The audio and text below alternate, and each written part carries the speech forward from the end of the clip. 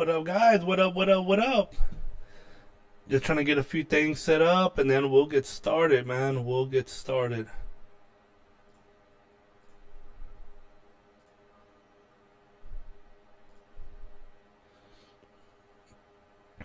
Let's see. We're going to be going over review AWS transfer and pipeline.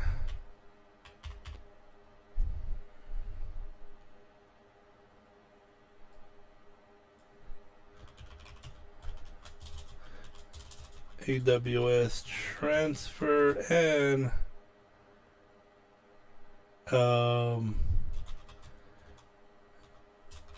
data pipe. Oh, damn it, what the hell?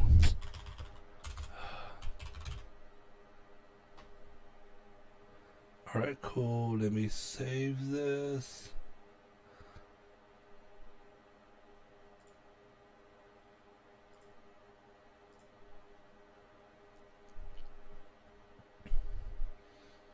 Alright, cool. Save.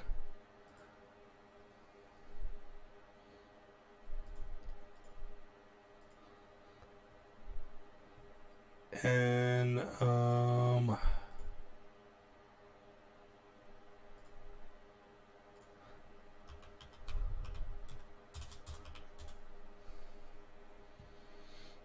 alright, so I'm going to do one thing real quick and then we'll get started. So ultimately what we're going to do today, we're going to pick up from where we left off last week. We're going to go over AWS transfer. Finally got that working, so we're going to continue on that. We're going to end up building the pipeline to extract the data, ultimately load it to Redshift. There's a few pieces that we're going to end up doing that we're going to end up using Microsoft Power Automate. So we'll kind of go through that process in a minute, and then we'll kind of review all the steps that's going to occur.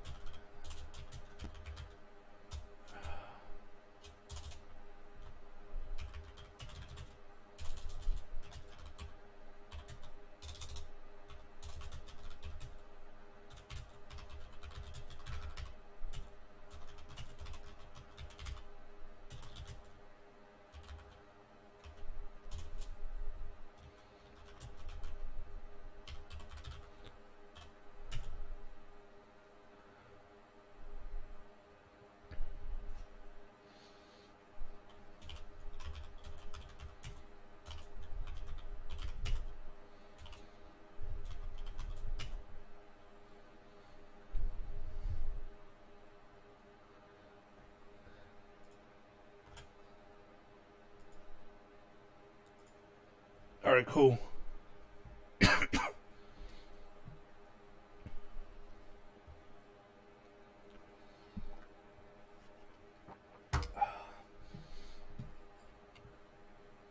So let me log into my account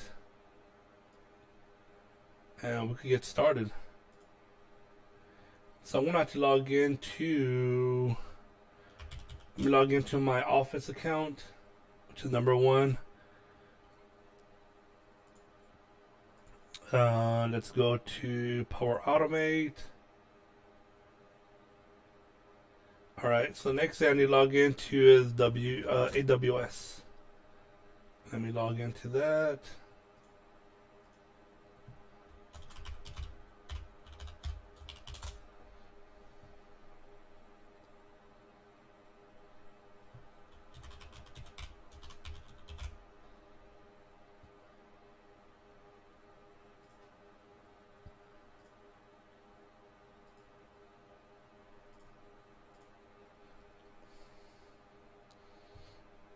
All right, cool.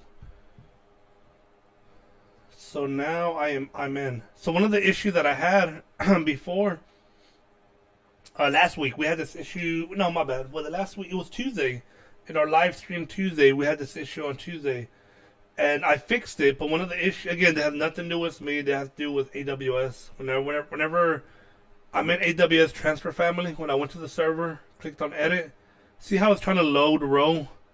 Now I don't know why it's not working now. Again, very strange. It wasn't working early on Tuesday. So eventually I tried again. I even tried on a different PC. Nothing worked. Well, I tried earlier today and it worked. And it gave me the drop down just like down here. It allowed me to change it. And I did. I changed it. I saved it.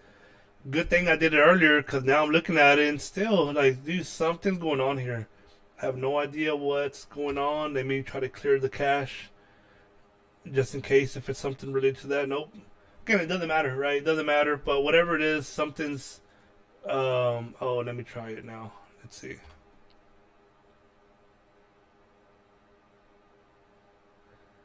Just wonder if there's some kind of...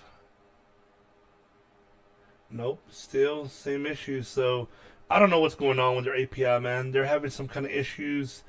Obviously, they haven't fixed it because there's still issues. So either way, I made the changes earlier, so we're fine. By me making the changes, it allows me to connect now. So one of the things I just want to show y'all real quick, then we'll kind of continue on this. But you know what? Before we get started, again, you know it's Friday. Because it's Friday, we're gonna talk code and we're gonna talk again AWS services and all of that. But I'm gonna have a drink too, right? And by all means, let me know what you're drinking today. You know, what's your choice of drink? Whether it be water, whether it be beer, whether it be liquor, whatever, right? I'm gonna have some tequila because man, I love me some tequila. So let me show you the bottle. The bottle today is called Number 1.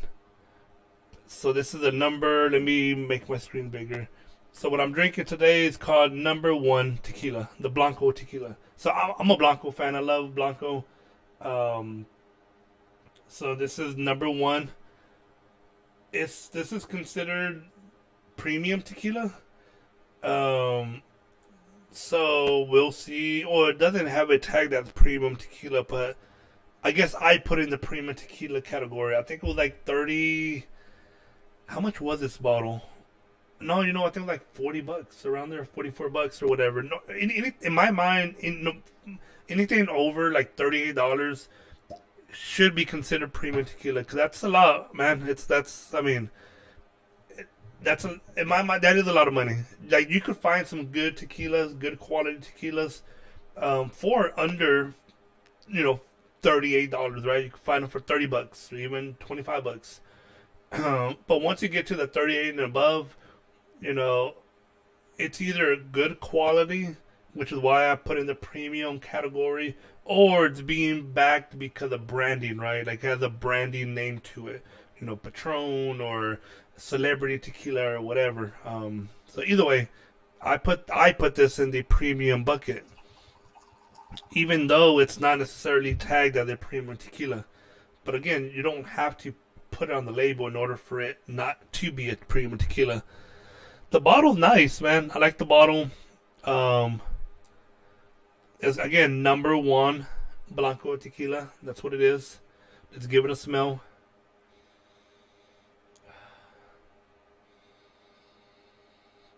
It smells good. It has a good smell.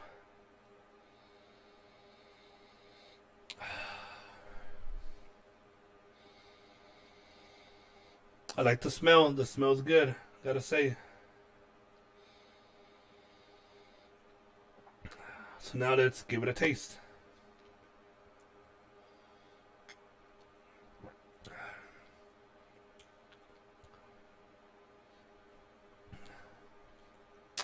It has this flavor. I'm trying to think, what is it? It's smooth though. I gotta say, it is smooth tequila. So the tequila is smooth, but what is this taste? I don't know if it's like a black pepper taste or something. There's something. I'm trying to figure it out.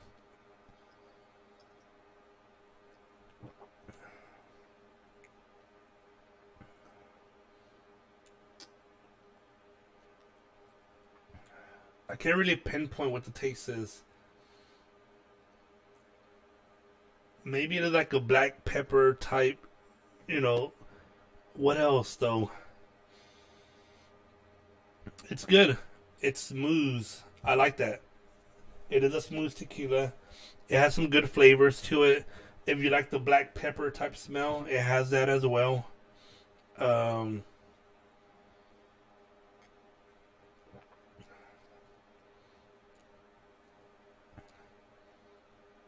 it's not bad. It does have some flavors. I think it's good. There's others. Again, this is what I'm about to say. Strictly preference.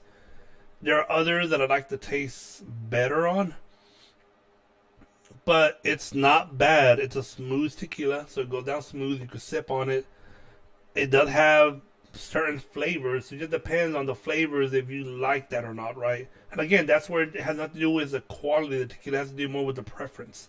It has these specific flavors, um, like the pepper and that kind of, certain flavors of that. If you like that, then again, this tequila will probably be right on par for your taste buds, right? I think it's good. I think for my personal taste buds, I'll probably give it a 7 out of 10. It is smooth. The smoothness, I'll give it probably a 9 out of 10. It is real smooth. Um, which one was it? I'm trying to think if I have the bottle over there or not. Yes, I do have it. It's called Religious Tequila. That's the name of the brand.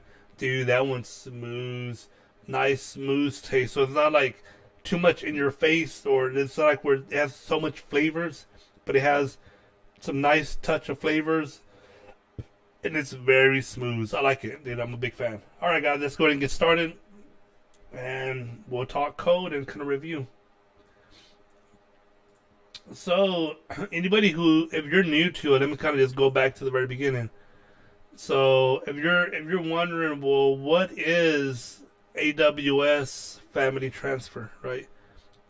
Transfer family, my bad, not family. What the hell? We cannot transfer a damn family. Damn it. Transfer family. So what this is, I'll try to see if it takes me to like their homepage. I don't know, dude. I am so I got it. So my PC is running Windows 11. Um, I don't know who's using Windows 11, but I'm gonna tell you right now, I really don't like it as much. Um, I I think for me, Windows 10 feels more stable. It still feels kind of buggy when Windows 11. Just little things, man. Like when I awake my computer, I see the keyboard light turn on, then it turns off. It turns off for a good like 10 seconds, then it turns back on. Just little things like that. When I'm using my mouse, like the way I'm using it now, no problem. Then every once in a while, just kind of like it doesn't move. Then I gotta like move it again, then it moves. Like some kind of delay. After I'm already using it though, I'm using it just out of nowhere. Boom! It kind of like gets stuck. As I move it, it stops. Just all of these little glitches. I feel like with Windows 11. And again, I've been using Windows 10 before that for a while. No issues. I use Linux on a daily basis for work. Dude, none of these issues as well. That system runs so smooth. I have a MacBook Pro. Again, that obviously for the most half is going to work smooth because Apple built it with their hardware. But yeah, I don't know, man. I'm just not a fan of it right now. The UI, I get it, looks nice. I think it looks slightly better than Windows 10.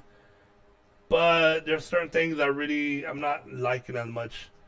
And over time, pretty sure it's gonna get better. But either way, let's kind of get back to what we're talking about. So we're talking about AWS Transfer Family. So just kind of keep it simple on what this is. This is a way to set up your own FTP, SFTP, or FTPS service. So normally what you would do is there's services out there that you could buy. Like you pay X amount per month, and ultimately what they would create some kind of virtual machine that will be for your server, your FTP server. And then of course they give you a URL and then a password and so on. You connect to it. Well, this one, what it's doing, it's utilizing S3 bucket for storage or an EFS, but that's not what we're going to be talking about. We're talking about, in this case, an Amazon S3 bucket, which is awesome because if you're dealing with process, here's a good example, right? Where if we take a look at it, we have a SFTP, and ultimately, as users upload files to the SFTP, because that's what we're dealing with today. So let me give you a good example of where this use case comes in to be very, very handy. If let's say you're processing, like I do this for some of my clients where I manage integration for, like, one of my clients. They have many clients, right? Now for me, they are one client of mine, but they have many other clients. And so whenever we do integration, specifically EDI integration, X12 EDI integration, which is a physical file, I'll do a video some other time to kind of review what that is if you're interested in it. But either way, it's a file transmission. Think of it as no different than like an XML file, right? That somebody handed over to you. So what we do in those cases is they either provide an FTP or SFTP connection, or I provide an FTP connection, and ultimately they have to drop files in there, and then I go pick up the files from the FTP or SFTP, and then as I pick them up, then I run my ETL process, right? But in this case, since the FTP lives in another server, the way the process flow, the way it works is the end user drops files in there. Let's say we're dealing with orders, so they drop orders in there. I periodically will go in there, let's say every hour, go check to see if there are files in there in the FTP or SFTP, and if there is, I will download the files. And then as I download them, I save them into my remote server. And then I start the process. My process starts. Depends if I'm doing something internally, or maybe there's a process where I download from FTP and then I upload it to an S3 bucket, right? That's a good example too, where I download, then I upload to an S3 bucket. Then as it gets uploaded to an S3 bucket, then that's where you could have other jobs run within the AWS ecosystem, where you could have a trigger get executed. Using Lambda, where a new file gets dropped into your S3 bucket, now it's going to trigger Lambda to do something with that file. You could use AWS Glue, and you could have some kind of schedule on AWS Glue where it's going to run that Glue job, and that Glue job could consist of, hey, we're going to extract data from the file in the S3 bucket, and then we're going to load it to, let's say, a Redshift, or we're going to load it to a Postgres database or something, right? You're going to load it somewhere. Like, you're able to do all of that. And ultimately, you're doing that for, again, different reasons. Data processing orders to get things loaded to a system. You're processing, and again, in my case, I'm processing orders because ultimately I need to convert that order that I receive. Let's say I receive it in an XML format. Well, now I have to reconvert it to a JSON format and then send it to an API to the client system in order for it to get imported to the system. But nevertheless, though, there has to be a starting point. Like, how do you receive files? Like, your traditional manual way is the client would email you the file, or the client would email you a PDF document, and then you have to manually type it in. But again, that's very archaic. So the method that a lot of supply chain companies use is EDI X12, which is an actual file. And that's where they have to hand it off somewhere, and that's where your SFTP, FTP comes in handy. But traditionally, the way that works is either the companies would have to set up their own FTP, like they would have to get a server set up. Once they get a server set up, then they got to install, let's say you're using Windows, you have to install Internet Information Services, and then get your FTP and all of that set up, and then you can start creating accounts and folders and give people access that need whatever. That's kind of the way you would do it traditionally. what AWS did is doing the same functionality, the same concept, but the difference is, hey, we're going to use our S3, bucket, which is ultimately, in theory, limitless. Like you could put tons of files in there and large amounts of files in there, before you even have to worry about any kind of issues. And then but from the end user, it's no different than them connecting to an FTP site. So let me kind of walk through the process with you. As you could tell, we look at this process as they connect to an SFTP. The file ultimately gets dropped in to, again, this location, which is more, think of this as like your Windows, directory folder on some kind of server instance, or an S3 bucket, which is, again, these are strictly just objects in one big repository. And then from here, you could do whatever you choose to do with it. You could process it, you could just analyze it, you could archive it. I mean, the list pretty much is up to you what you want to do, right? It makes it so much easier. And this comes in very handy when you're already using AWS web services for your other processes, right? Like if clients are downloading, dropping files into like a traditional FTP site, well, now you as the end user, if all your services are in AWS, well, you got to create some kind of process now to connect to the SFTP, then download it, and as you download it, then re-upload it to an S3 bucket. That's what you would have to do. In this case, you don't have to do that, because it's automatically dropping it for you into the S3 bucket, and then you could configure it based on the user's account on which bucket it's going to go into. So then, which means every user, you create new users, you can create one account for, let's say, client A, and another client account for client B, and their connections will go to two separate folders inside the bucket. So you don't need to create a bucket for each account. You can have one bucket, but you can have two separate folders. And as they upload files, it'll all drop into that, one folder inside the bucket, and they're separated. They will not overlap. So, but yeah, that's kind of what this is, what it does. So now let's kind of see it in action. I have everything set up. The setup is pretty straightforward.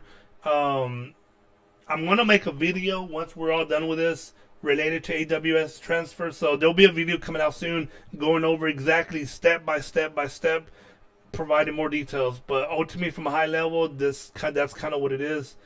This is what it consists of. Doesn't consist of much. It's pretty straightforward.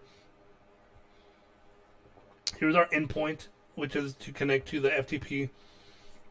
You could add a custom domain. We're not doing it in this case, but you can. Then, of course, my user, I create multiple users. Just like if I take a look at this user, we have this is the bucket that the user belongs to. But you could specify a specific folder, right? You could, instead of creating a bucket for each client, you could have one bucket, have many folders inside, and just give them access to that folder only. So let's take a look at it in action. If I go to S3 bucket, I have this. I create YouTube storage 111012. So see how I have this file in here? So let me go ahead and make sure everything's deleted in here.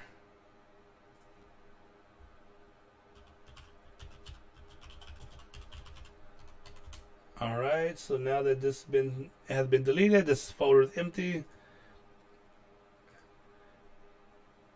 So I'm going to close out of this. So here's my session. If I click on it, you could tell here's my host name, which as we saw, we were able to see it over here. Port 22 because it's SFTP. My username, now there's no password because we're using a public and private key. So you had to generate that first. As I generate it, I end up uploading over here. Let me go back to my transfer. Here's my public key that I upload, and my private key I use in my connection to be able to connect to the FTP. SFTP, pretty much. What else? which means if you're as clients start to use it, right, you start creating accounts, you're gonna have to set that up and then ultimately provide them with the key.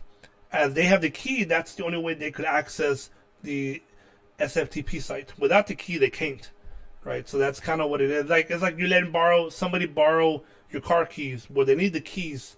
Without the key, they cannot get in.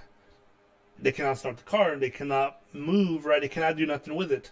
So that's kind of how this concept is. Same concept. So let me go ahead and connect.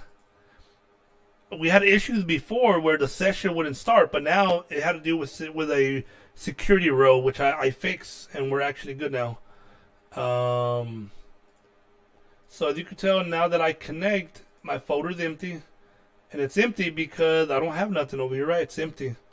So let's say I'm going to go ahead and drop a few files. I'm going to drop my Git executable file. I'm going to drop skip, that's fine. I'm going to drop Sublime text. I'm going to drop a few files. That should be fine. 2 files. Skip. Cool, 2 files. So now if I go back, we got 2 files in here. So as I drop files into the SFTP, files get loaded to the S3 bucket. So this is exactly what we wanted, right? Exactly what we wanted, which is awesome. So now let me go back and I'm going to go ahead and delete these. I hate that you got to type this in over and over again. I don't like that. All right, cool. Now they've been deleted. This is empty. Refresh. That's empty. Cool. I'm going to close out of this. I don't need this no more. So what I'm going to end up doing now is I'm going to go to my Power Automate. So we created a job the other day. Go to my flow. What did I call it?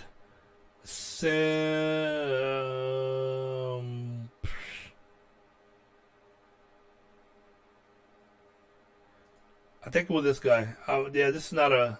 Dude, this is not even a proper name. What the hell? So let me edit the name. That's not a good name at all. So I'm going to call this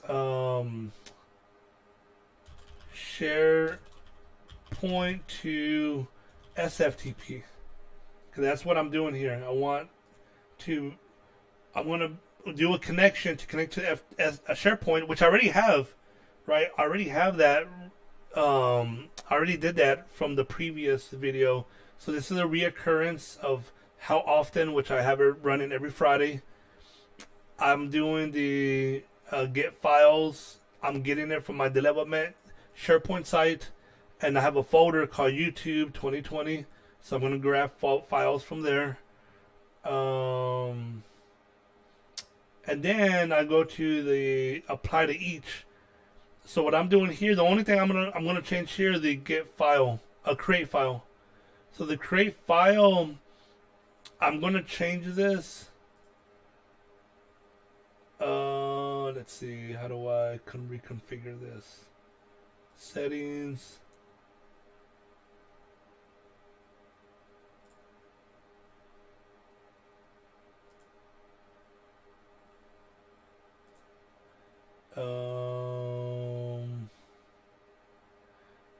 Let me add a new connection and probably just delete that one. That'd probably be the easiest option. So SFTP, boom, here it goes, SFTP, SSH, create file. So this is where I'm going to put all my information now. So let's put my host name, which is going to be, where is it at? This guy right here.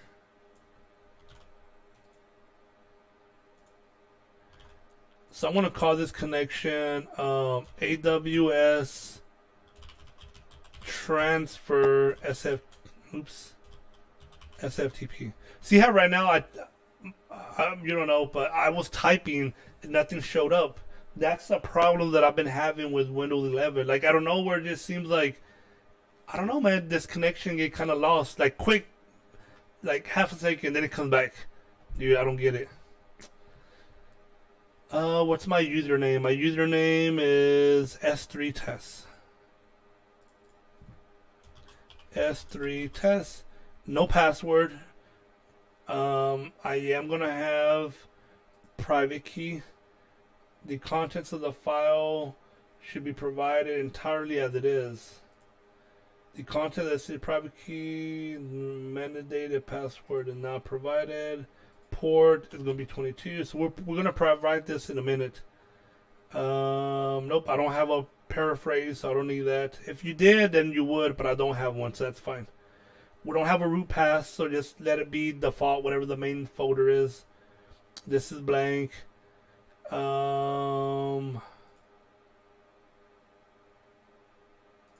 That could stay unchecked for now. So let me go ahead and open up my private key.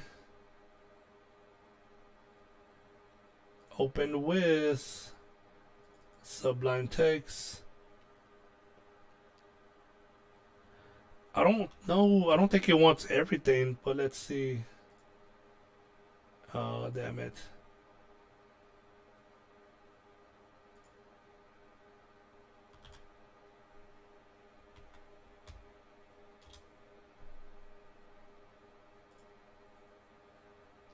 Let's see if it creates it or not.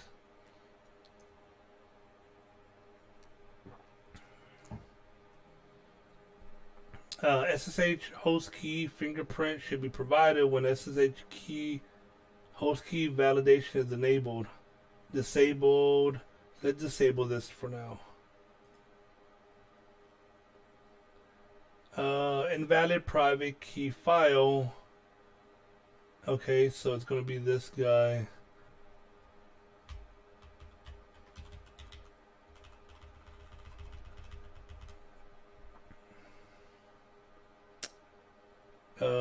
Let's see.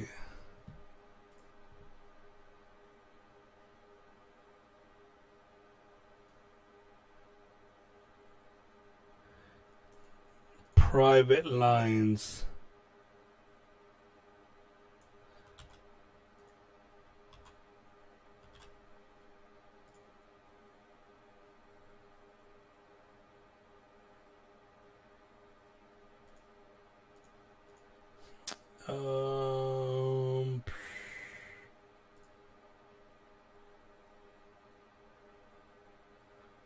Yeah, disable that for now.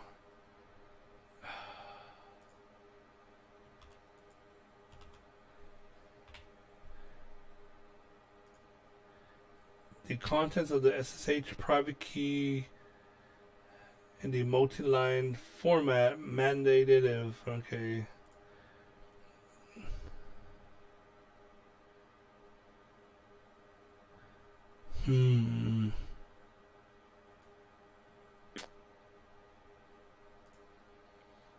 Let's see what's going on here.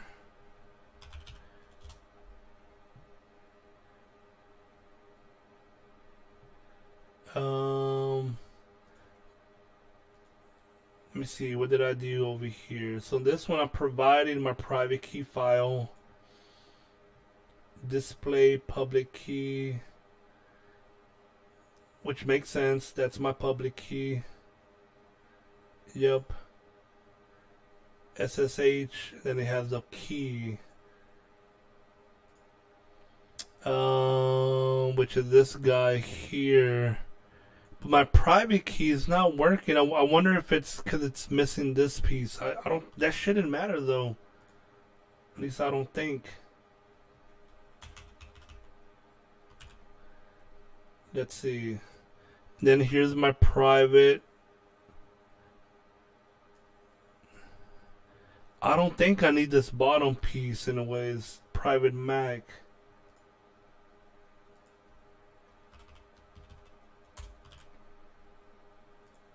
Let's see, let's run it. Let's see, nope. Damn it, man.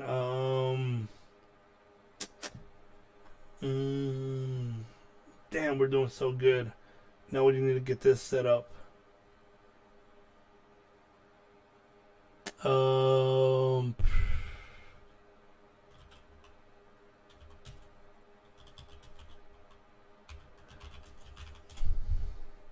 Oh, you know what? Hold on, I think I know why. No, No, this should be it, right? SSA authentication, private key. This is right. Let's see.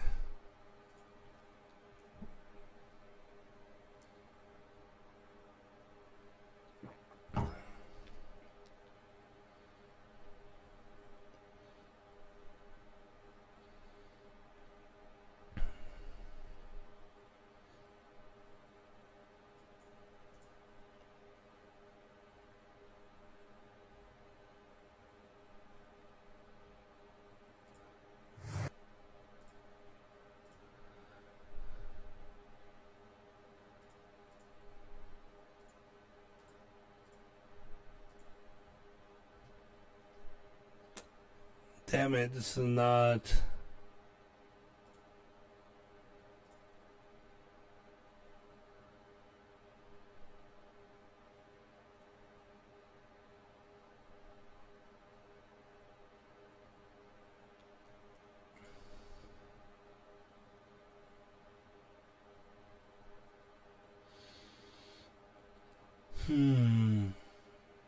Why is this not taking it?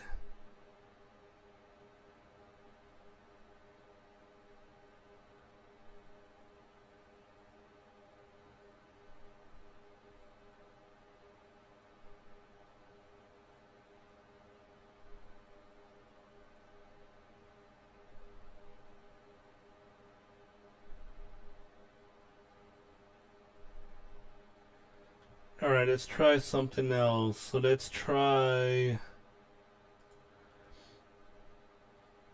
It's not taking the whole file. What the hell? Alright, there it goes.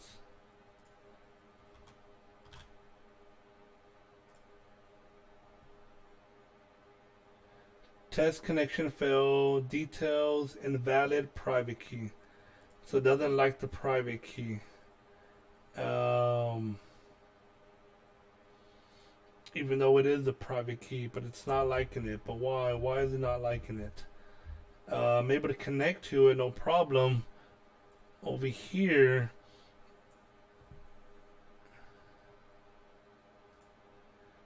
so let me do this. Let's try something else real quick. I'm gonna delete this. Okay. Add another action. Sftp. Add an action. Okay, got it. Oh, there is none. Interesting. Alright.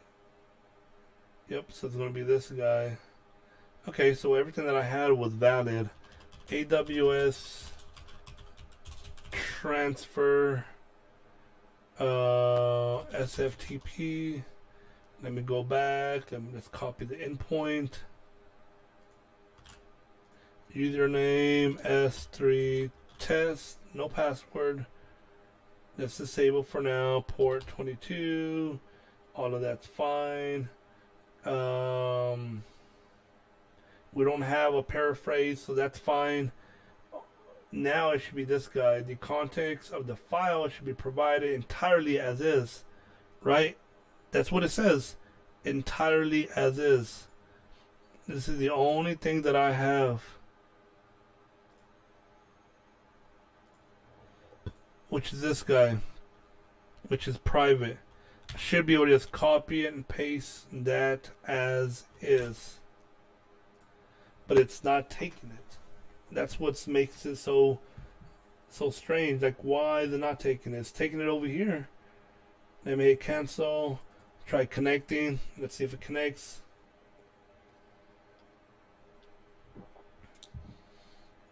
There you go. Connecting, no problem.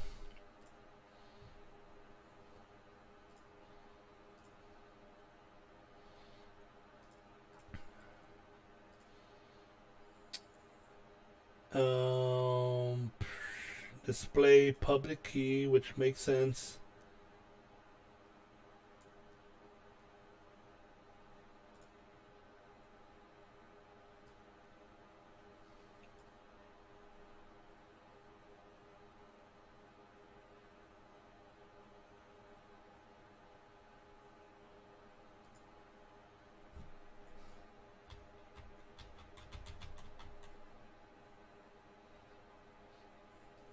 I'm just trying to think if I'm missing something, man.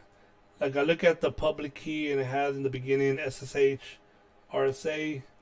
It has the key, which is the 6 lines, and then it finishes off with this comment of RSA key, you know, so on and so on.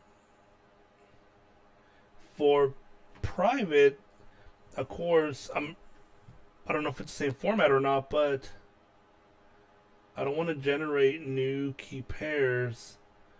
I'm providing the private key, which is where this is pointing to. I'm trying to think why. No password. Pretty much put all of this in here. Nothing.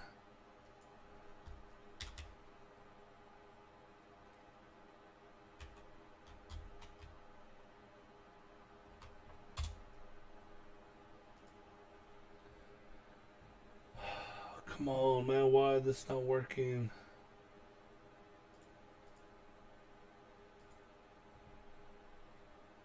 Invalid private key files. Let's see if we could do something.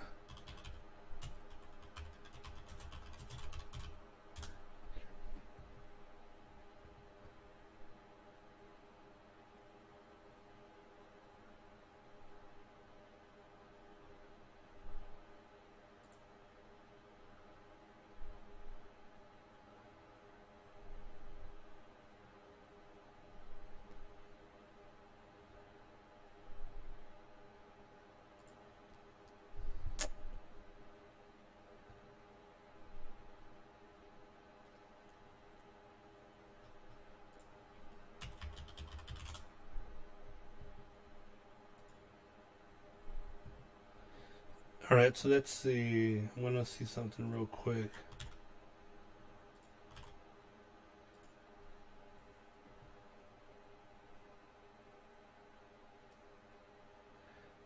So I did a reformatting of it.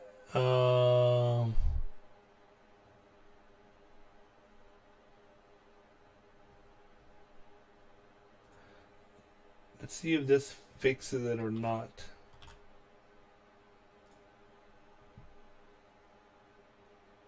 Nope.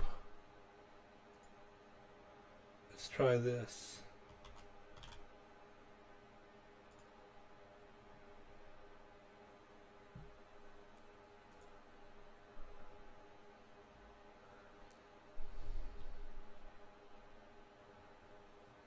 Hmm.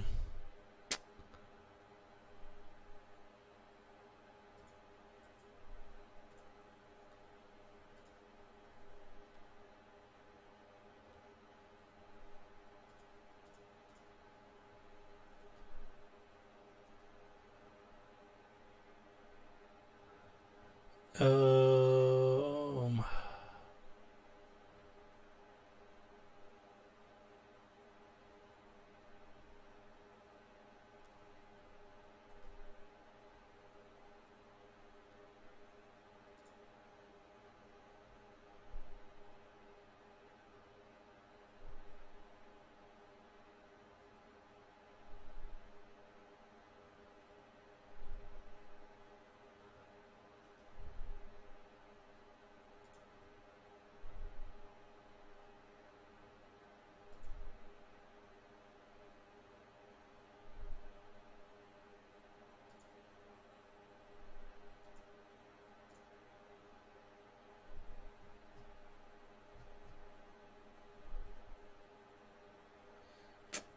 Damn it, man. Doesn't make sense. I'm trying to think if I'm missing something. If I am, what am I missing?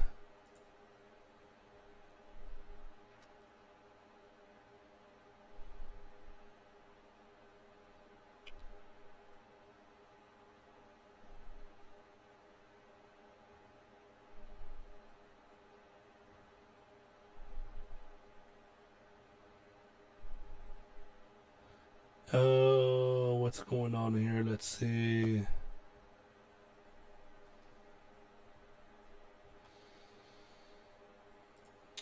It just doesn't make sense, man. I have my private key. I copy it in. It's not taking it. If I copy in strictly the key only.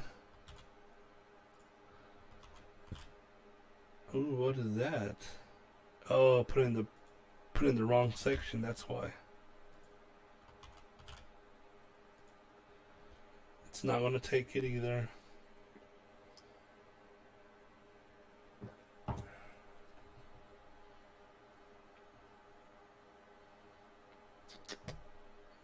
Let's think.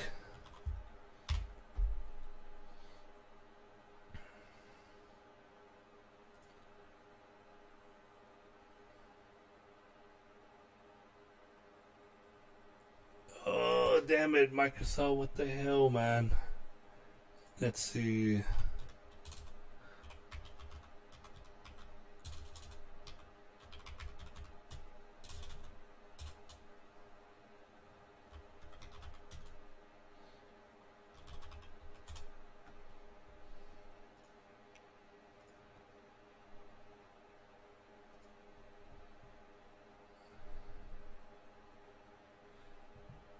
Let's see. I'm trying to see what it supports now. Maybe it doesn't support it. So I'm looking at it.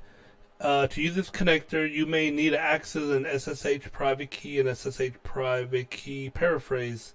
The following private key formats are supported: OpenSSH, SSH.com, and Putty. Okay, so I'm using Putty, which is good. The context of the SSH private key should be copied, pasted entirely into the SSH private key fields in the multiple line format. Below are sample examples to provide the SSH private key using Notepad. Open up the SSH private key in Notepad. Select all, edit copy, in the SSH private key field while creating a connection. Right click the mouse button and do not edit the SSH key manually. Makes sense. So why is it not taking mine? I mean, that's exactly what I did. Exactly. And it's not taking it. Which doesn't make sense to me. I'm copying everything exactly as is. Paste. But it won't take it, man.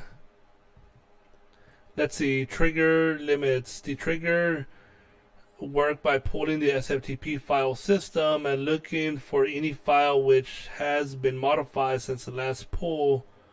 No, I don't want that. It doesn't say. I know it says here private key paraphrase. If the private key is protected by a paraphrase, which is not in my case, so that's fine. That shouldn't be a problem.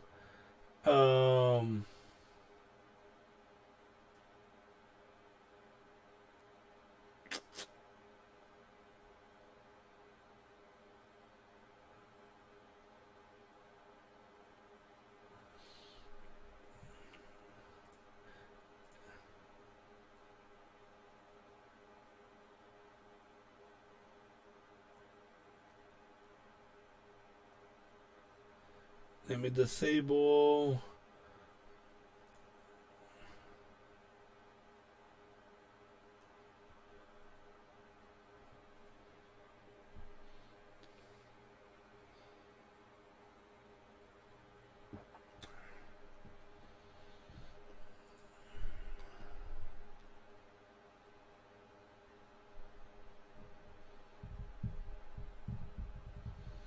Let's see. Secure string SSH private key. The context of the file should be provided entirely as is in the multi-line format, which is what I did.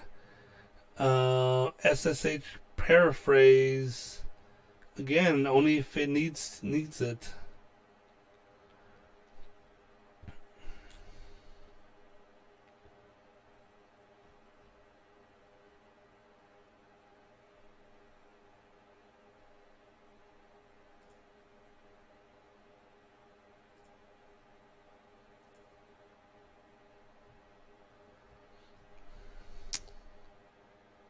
Damn it, man. Why is this? This should work as is, but it's not. So I'm trying to think why, man. Why is it not working? I got my public key and my private key. That makes sense. I got them both in here. Let's open this up, which makes sense.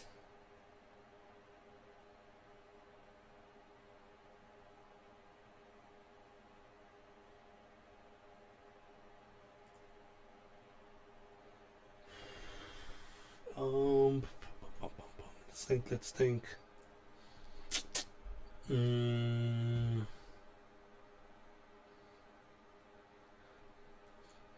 That's fine. That's fine. It's not taking this for whatever reason, but that's how it is in the file. Putty user key SSH.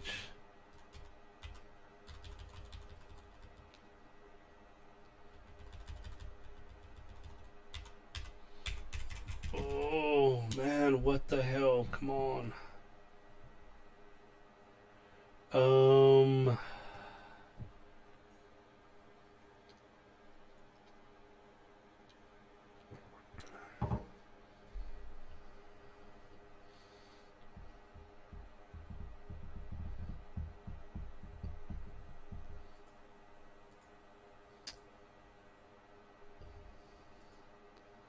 Doesn't make sense, man. I'm copying it exactly the way I have it in here. Exactly, man. But it won't take it. All it tells me in this case is... Let's see, what is it telling me? Test connection failed. Detailed invalid private key.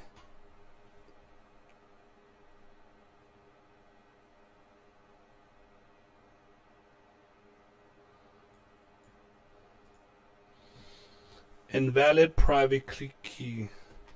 So why is it invalid? What's making it invalid?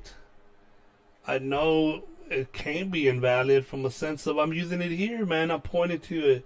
It's under my downloads, Sftp, keys, private key. This is it, man. That's what I'm using. I'm using it here with no issues.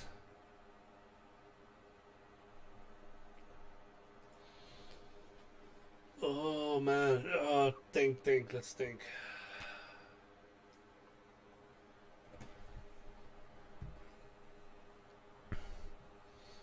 And I'm looking at the documentation. Oh, you know what? This is depreciated. Damn it! Let's look at the. Well, here we go. This is a good one. All right, let's look at this. Sftp file transfer protocol. This is their newer version. Let's see.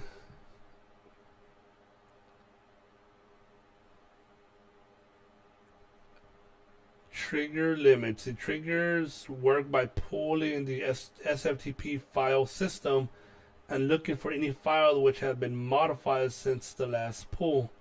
Comparing files by modification time, certain tools allow the file modification time to be preserved.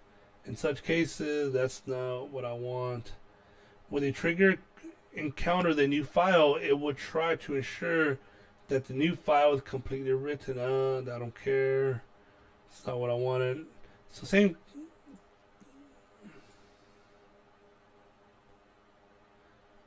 Yeah, I mean it looks the same aspect, right?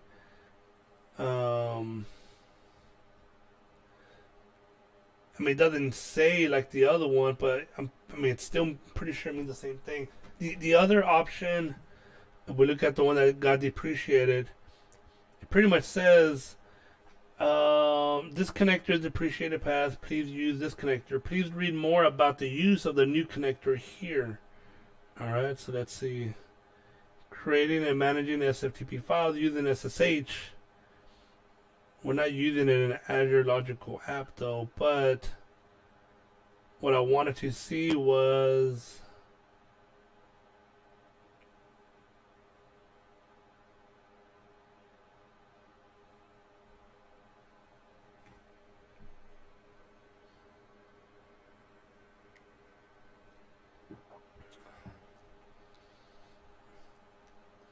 So comparing SFTP SSH versus SFTP. The following list describes key compatibility differences.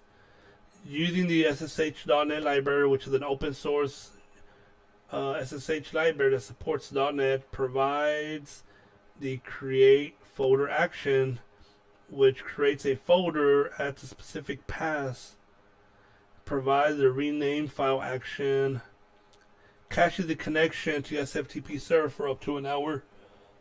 What else?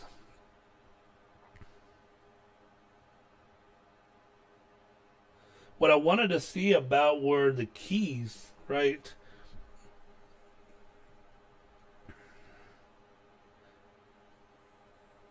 Prerequisitions, your SFTP server address and account credentials, so your workflow can access SFTP access. You also need access to SSH private key and SSH private key password.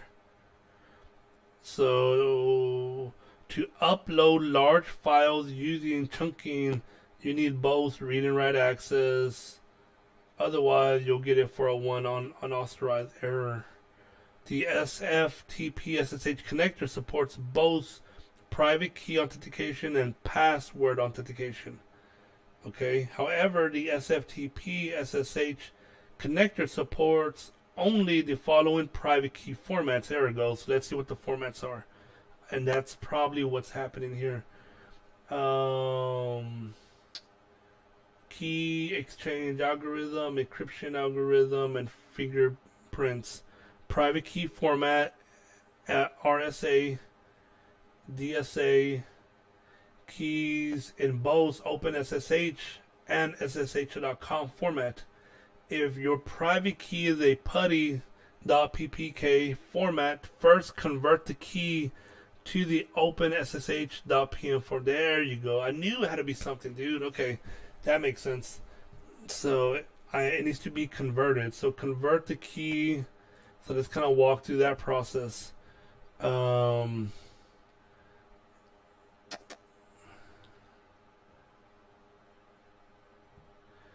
on Windows, we're going to say, if you haven't done so already, download the latest generator. In the Putty Key Generator, under Actions, select Load existing key. Export, got it, that's what it is. Got it. Alright guys, I think we made some progress now. So I'm going to Tools, run Putty Gen. I'm going to load my private key. Let's see what the directions say. It says go to key, convert export as OpenSSH key. Are you sure you want to save this key without a paraphrase to protect it? Yes. And let's see, let's name this. Dude, I'm telling you, man, my freaking Windows 11 acting funky for sure. I'm going to call it private OpenSSH .pem. So now let's save. So now let's try that. So now I'm going to go over here. Let's open this up. And I'm going to take this as is. Put this under my private key. And now let's try it one more time. Cross fingers. Do we got a connection? Oh yeah, we got a connection. That's what I'm talking about. Alright, cool. So we got a connection. That's what it was, man. We had to convert it. I knew there was something wrong, dude. I knew there was. Alright. So there really isn't a folder.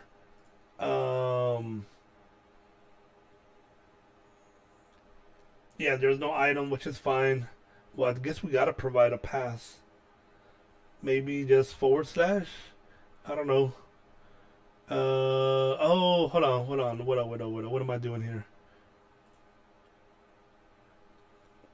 So in here is gonna be file. Oops. file name with extension, and the context would be file context. Get metadata, yes. Boom, that's it. So this guy I don't need anymore. We're going to kind of disable this. Nope, you can't disable. That's fine, I don't need it. I'm gonna delete. I'm gonna save. So let's do a test. Let's confirm that this works.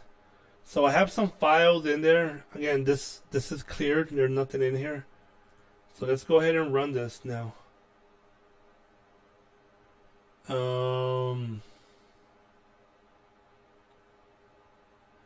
let's do run. Run flow. It's running. Why does it duration a minute? What the hell?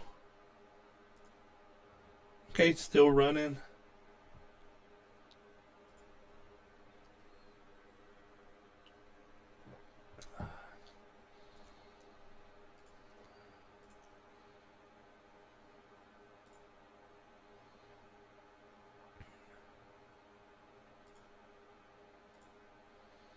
Still running. So it should take about a minute, I believe. So what it should be doing, I believe I have, again, if I go to the SharePoint, damn, I don't think it's this SharePoint. It is this SharePoint, what am I talking about? Yep. Because I have another account, but it's fine.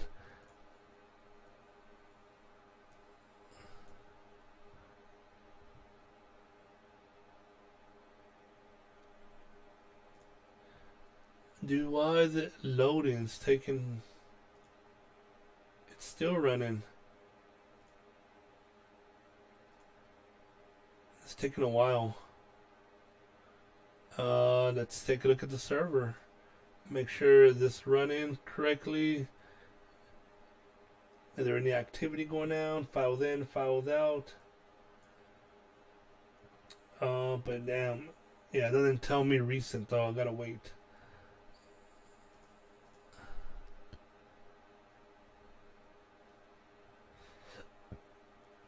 So let's see if it's done. There it goes, it's done.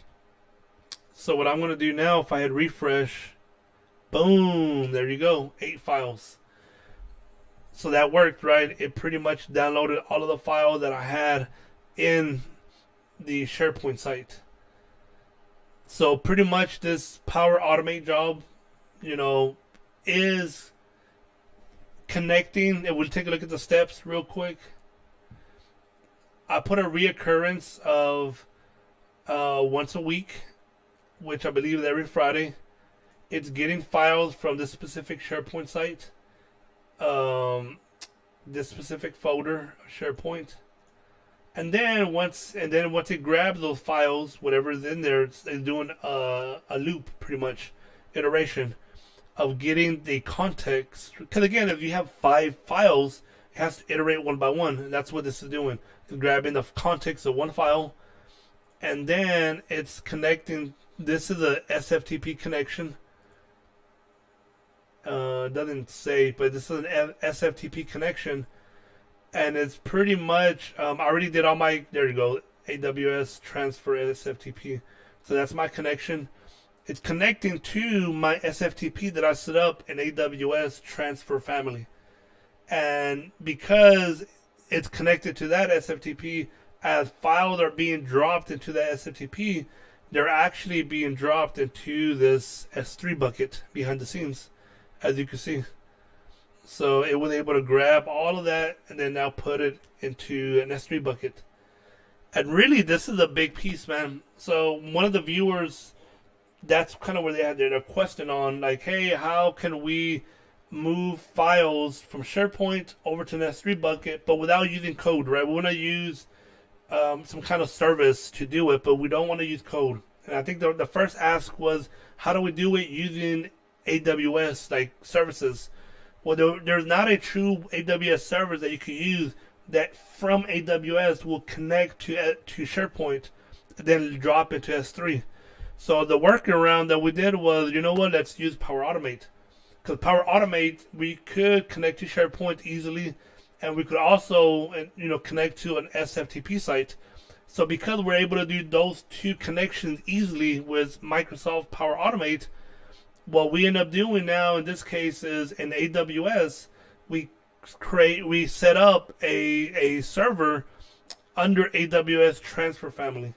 So this is our server. This is pretty much our Sftp site that we set up. Now that we have that set up, as files get dropped into the Sftp site, they're showing up over here. And again, it does exactly what we were trying to do, man. That's exactly what we wanted, and it's doing it. So it worked out good.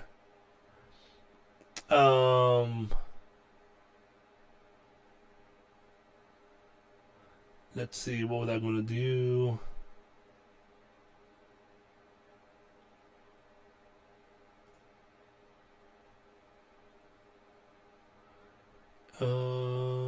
Okay. Nope, I'm done here. So let's move on to the next thing.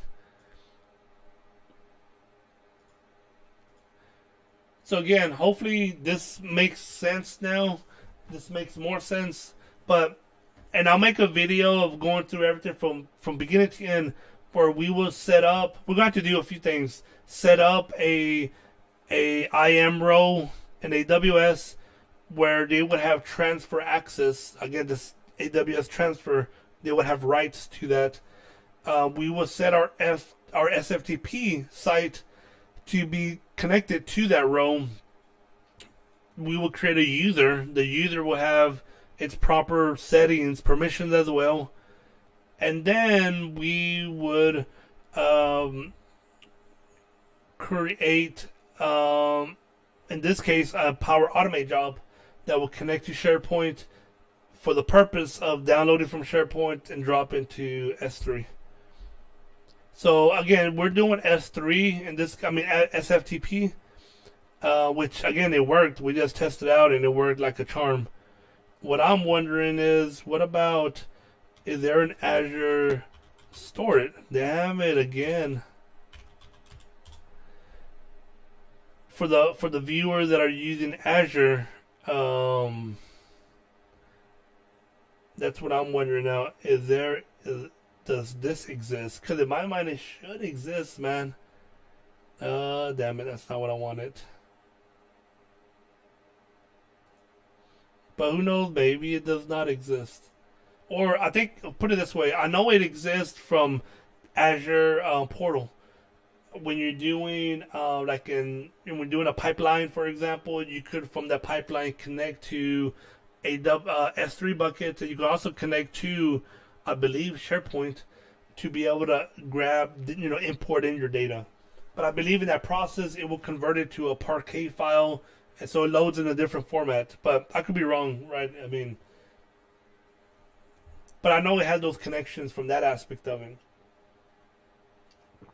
Either way, the ask here was, how do we get that connected? Which we did, as we could see right in our bucket. We have that connected. Then, of course, we have these files. I would say I would test out these files, but these files are not in the proper format. They need to be modified and tweaked and so on. So I'm going to leave those as is. I'm not going to play around with this. But nevertheless, once data's in here, this is where ultimately you could create a AWS job, an AWS glue job to extract the files that are in here, then load the data over to a Redshift. But the main thing I want to show you here was AWS transfer. What is it? How does it work? We tested it out. I had some issues, but I figured things out on how to set it up. And then, of course, also Power Automate, Microsoft Power Automate. We created a job that will connect to SharePoint, take those files, and pretty much drop them into the Sftp site, which is what we did. And it did exactly what we wanted to do, man. So all of that worked out to the T. Again, guys, those of you who are new that are joining, if you have questions, this is the time to jump in. If you need help with stuff, this is the place, man. Like, so, let me know if you have any questions. If you need help, you need maybe to review source code, any of that stuff, man. Whatever it may be. Again, it's just time during the live streams to jump on. Be more than happy to help out, to do what I can to help you out as well, man. So that's the plan. That's the goal with these live streams. So what we're gonna do now that we kind of tested this, went through this, I'll be making a video going over it from beginning to end. So that, be on the lookout for that. I'm gonna kind of review. Now we're gonna go to another something else. So this relates to a project that I put out, a video that I made, which is downloading. Is it downloading or uploading? I think it's downloading a file from SharePoint. So one of the viewers actually having issues. So let's kind of review it. Let's do some testing, see what we can figure out on what his issue may be. So I'm just kind of reviewing. He actually emailed me. I'm reviewing his email, and let's take a look at it. So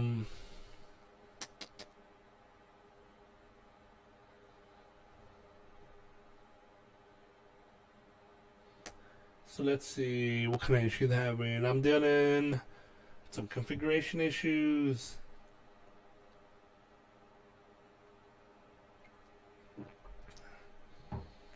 So I'm gonna see if I could determine. He sent me some error screenshots, so let's see if I could figure out.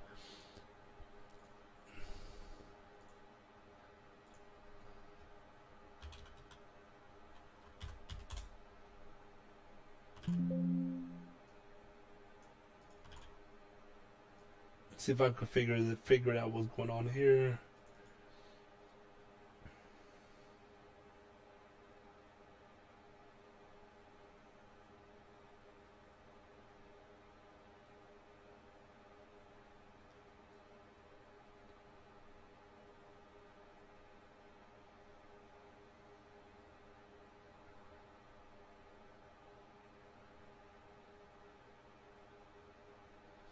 So it's getting an internal error. It doesn't like the URL.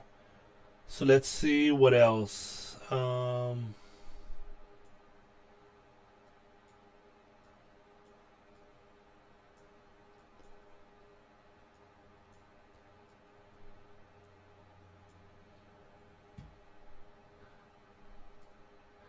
Again, guys, anybody who is joining the live stream, give me a like, give me a follow. I appreciate it. Also, on a side note, and let me kind of go over this real quick.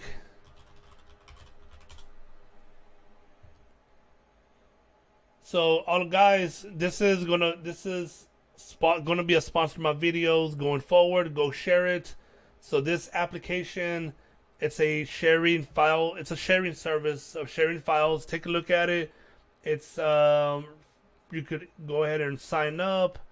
Click on the sign up page. Put in your info.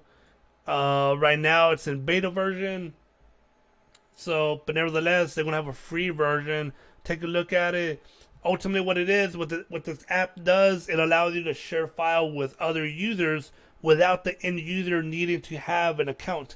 So that means you're trying to share somebody a large file. Let's just say you're dealing with let's say if you're a data person and you're trying to send over 100 megabytes file, or even a 1 gig file to a user for data analysis, for example. Email normally out of the question is too big.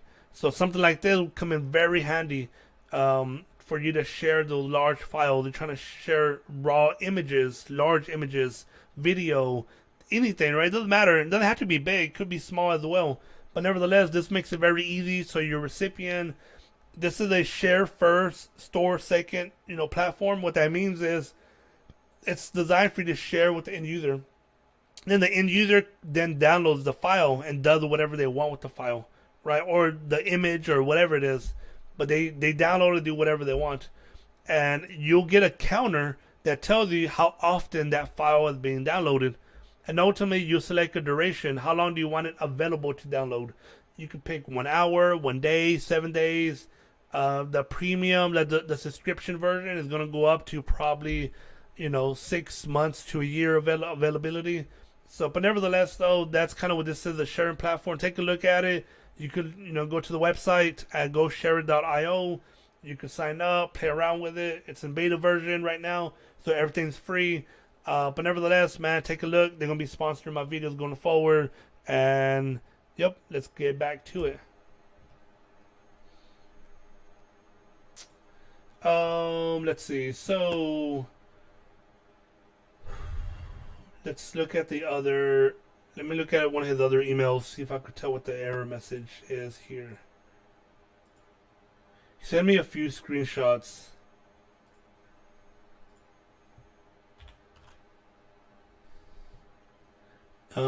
This looks to be the same error message.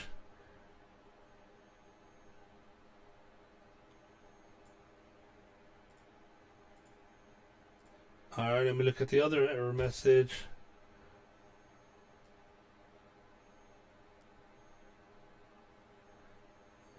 Yep, same error message.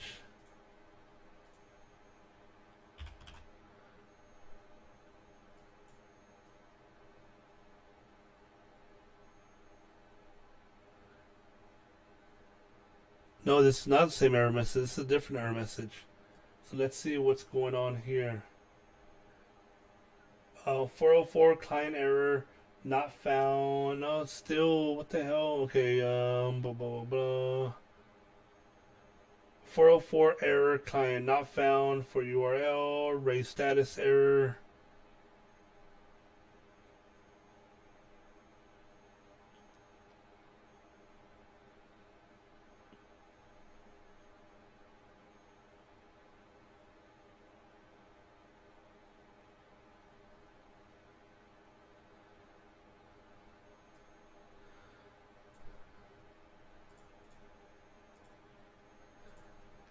Let's see.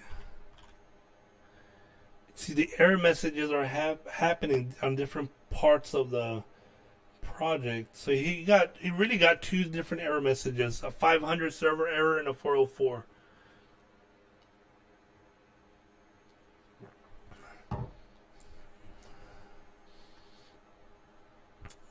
So let me see if I could tell.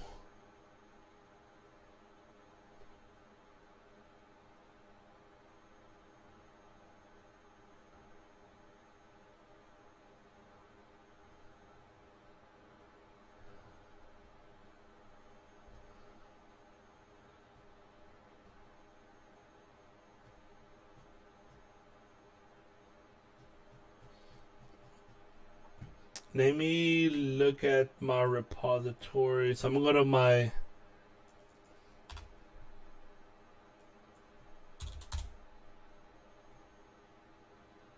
the hell happened here?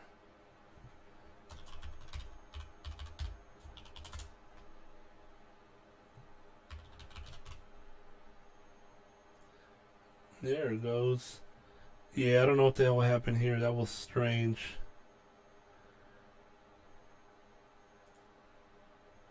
There it goes. Alright, cool. So let me go back to let me go to my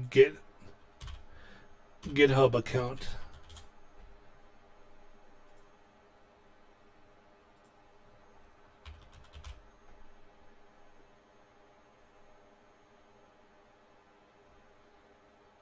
There it goes. GitHub. Let's log in. Got it. So let me find this project.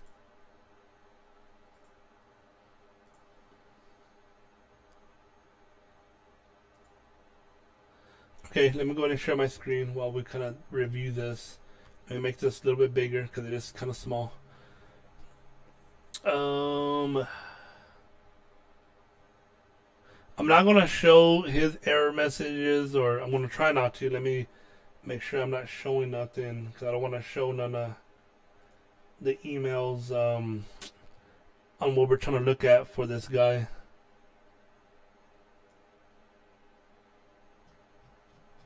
Alright, cool.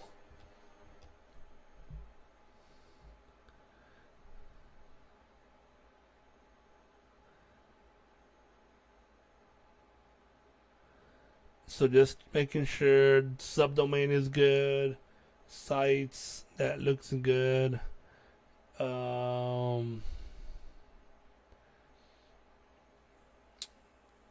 That looks fine.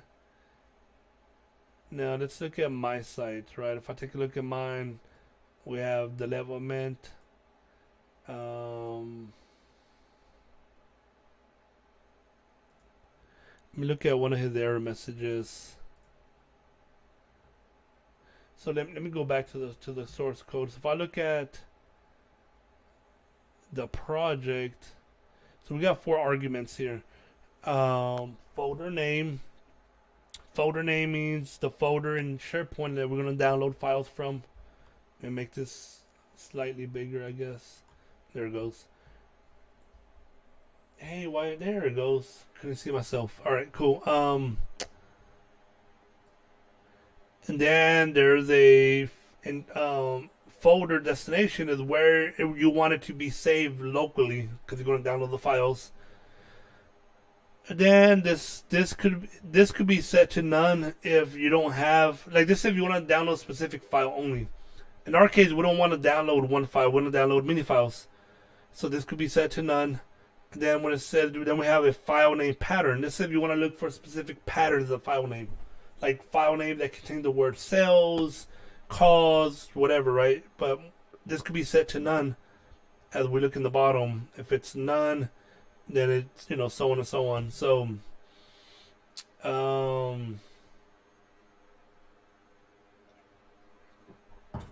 we're not getting one file, but we're getting files with an S.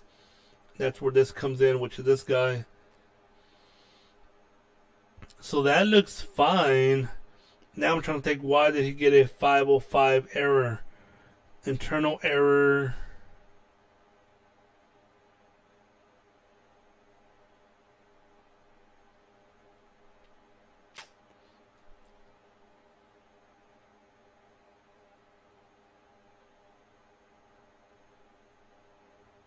Oh, I see why. What happened here?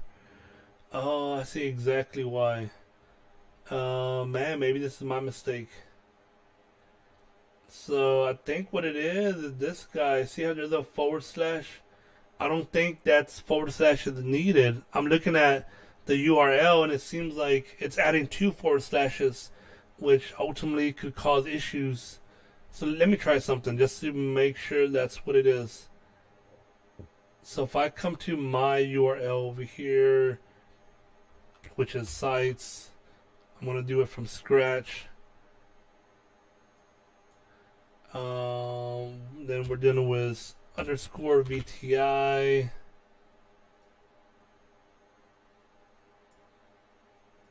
VTI bin.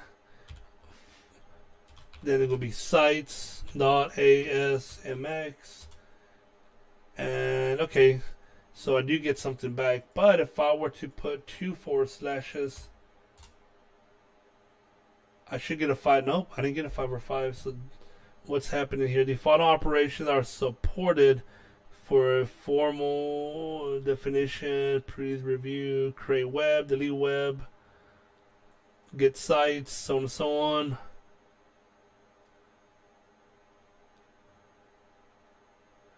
Yeah, so maybe that's not an issue. I mean,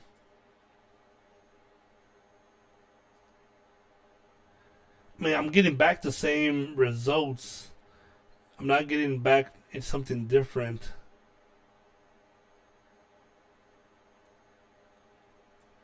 I guess let me test it out. Let's test it out real quick, right? So let's kind of go back to this project. So what I'm gonna do is I'm gonna clone this project and let's create it, man, from scratch and test it out. So I'm gonna do clone. Let me copy.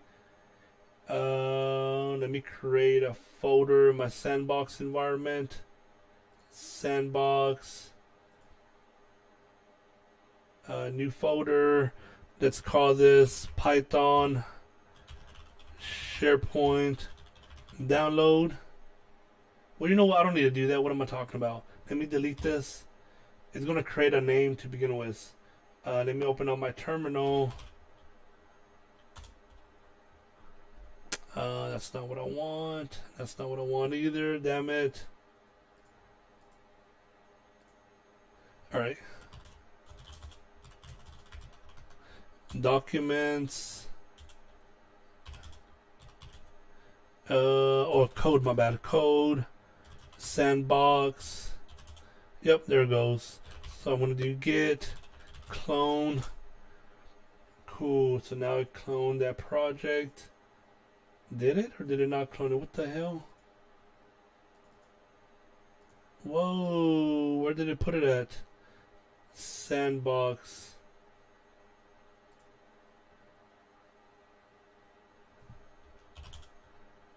Yeah, what the hell? How come I don't see it? I'm hitting. Oh, this is in the wrong spot. Duh, no wonder. It's under. What is it under? Code. My bad. No wonder. That's a different folder. I got it confused. Alright, cool. So it's under here. Let me open up. Where? Dude, I swear it's supposed to be in here. Okay, so let's see. Can I open this up using. Nope. Damn it.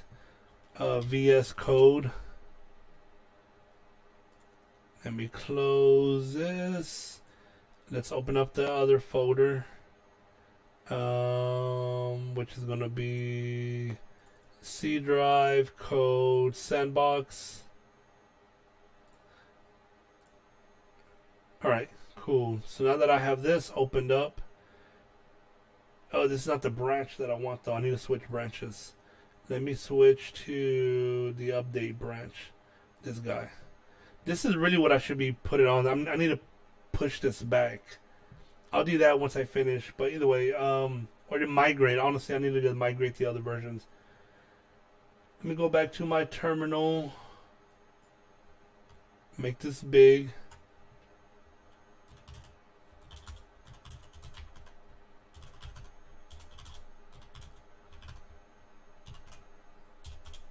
Cool, right? So now that I'm in here, let me create a virtual environment. Because again, key, virtual environment's key, man. Always create a virtual environment. Always, man. Make it a habit. So I'm going to just create a virtual environment. ENV is what I'm going to call it. Come on, it's taking too long. All right. Source, ENV, scripts, activate. And then, damn it, man, I don't even have that in here. But either way, I need to install one package, which is going to be pip install share plump. So let's get that installed. Cool.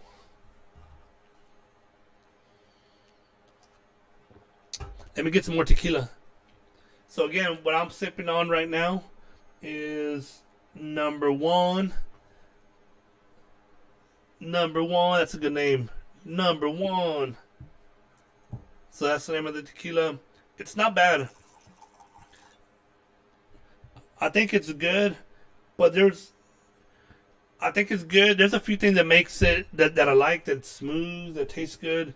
But I think when it comes to taste, because again, you gotta understand, taste is subjective, man. At the end of the day, taste is subjective. There are some people like some spices, some lime, just different flavor, just depends.